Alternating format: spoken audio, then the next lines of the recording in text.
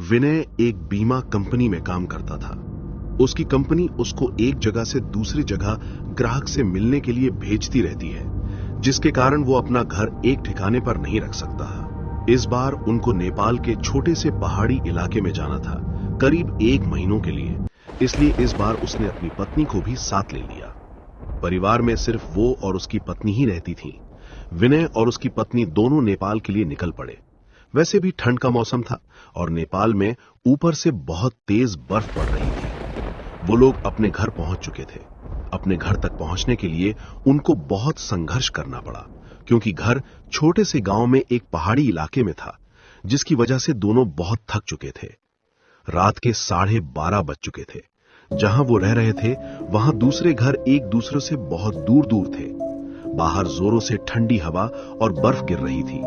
दोनों अपने रजाई में दुबक कर आराम ही कर रहे थे कि अचानक उनको लगा कि किसी ने उनके घर का दरवाजा खटखटाया है। फिर उन्होंने सोचा कि क्या पता तेज हवा चलने की वजह से ऐसा जो रहा हो, इसीलिए उन्होंने उसको अनदेखा कर दिया। अगली सुबह विनय जिस काम के लिए आया था उसके लिए वो निकल पड़ा। उसकी पत्नी घर में अकेले ही थी। उसको समझ नहीं आ रहा था कि वो घर में बैठे वक्त कैसे बिताए। उसने सोचा, चलो क्यों ना बाहर जाकर ही कुछ देख लिया जाए। बाहर ठंड तो थी पर हवा नहीं चल रही थी, इसीलिए उसने अपना स्वेटर पहना और बाहर निकलने को तैयार हो गई। जैसे ही उसने अपना घर का गेट खोला, वैसे ही देखती है कि घर के पास बने एक खंबे के पीछे एक छोटा सा बच्चा खड़ा है, जो उसको चुपके चुपके देख रहा है। विनय की पत्नी ने उसको अपनी ओर बुलाया, पर वो नहीं आया और वो वहां से भाग गया। अगले दिन भी कुछ ऐसा ही हुआ। वो लड़का उसको फिर से घूरी देखा जा रहा था। इस बार उसकी पत्नी ने उस बच्चे को पकड़ लिया और पूछा कि तुम यहाँ क्या कर रहे हो? उस बच्चे ने कुछ नहीं बोला और ना ही कुछ बताया। विनय की पत्नी ने उससे उसके घर के बारे में पूछा, तब भी वो कुछ नहीं बोल रहा था। आखिर में उसका नाम पूछने पर उसने अपनी धीमी सी आवाज में अपना नाम सूर्य बताया और फिर वहां से भाग गया। उसको उसका व्यवहार कुछ समझ नहीं आया। ये सिलसिला ऐसे ही चलता रहा। वो बच्चा रोज उसको खंबे के पीछे से निहारता रहता था। उस दिन रविवार की रात थी। दोनों घर में अंगीठी के सामने आग ताप रहे थे, क्योंकि बाहर की हालत बहुत खराब थी। इतनी खराब कि कोई थोड़ी देर के लिए बाहर निकल जाए तो उसकी जान चली जाए। अचानक दरवाजा किसी ने खटखटाया। उन दोनों को फिर से लगा कि शायद हवा की वजह से ऐसा हो रहा हो। तभी फिर से किसी ने दरवाजा खटखटाया। इस बार खटखटाने की आवाज साफ आ रही थी। यह आवाज सुनकर दोनों डर गए, क्योंकि इतनी रात को, वो भी जान ले लेने वाली ठंड में, आखिर कौन हो सकता है। दोनों केवल एक दूसरे का मुंह देख रहे थे। अचानक दरवाजे के बाहर से धीरे धीरे रोने की आवाज आने लगी। तभी विनय ने जोर से आवाज में बोला, कौन है बाहर? कुछ देर तक आवाज तो नहीं आई, पर बाद में एक धीमी सी आवाज आई, दरवाजा खोलो, कृपया करके दरवाजा खोलो, बहुत ठंड है। ये आवाज किसी छोटे से बच्चे की थी। तभी विनय की पत्नी को यह आवाज जानी पहचानी लगी।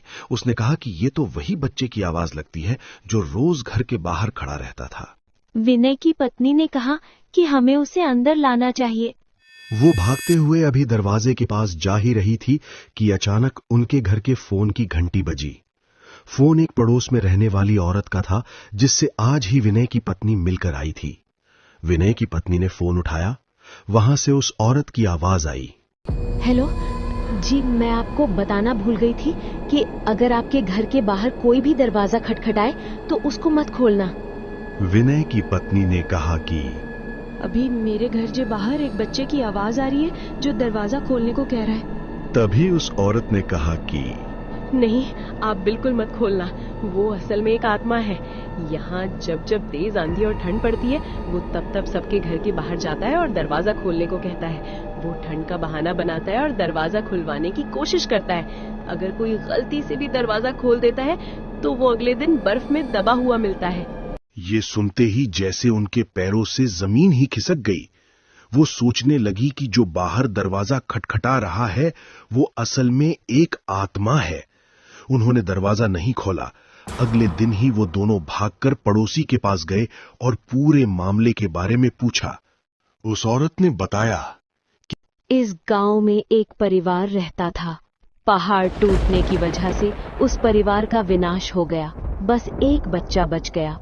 वो दूसरों के घर जा जाकर खाना मांगता। एक दिन बहुत जोरों से बर्फ की आंधी पड़ रही थी।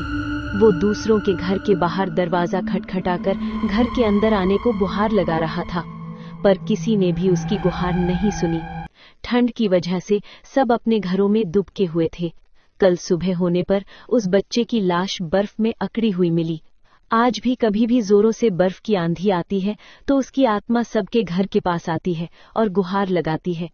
ये सब सुनकर दोनों हैरान रह गए, लेकिन वो वहां जब तक रहे तब तक 3-4 बार उनके साथ ऐसा ही हुआ। लेकिन विनय का काम खत्म हो जाने पर वो वहां से चले गए। पर विनय की पत्नी में दिमाग में एक रहस्य हमेशा बना रहा कि उस घटना के बाद जो बच्चा उसे रोज घर के बाहर दिखता था वो कभी नहीं दिखा।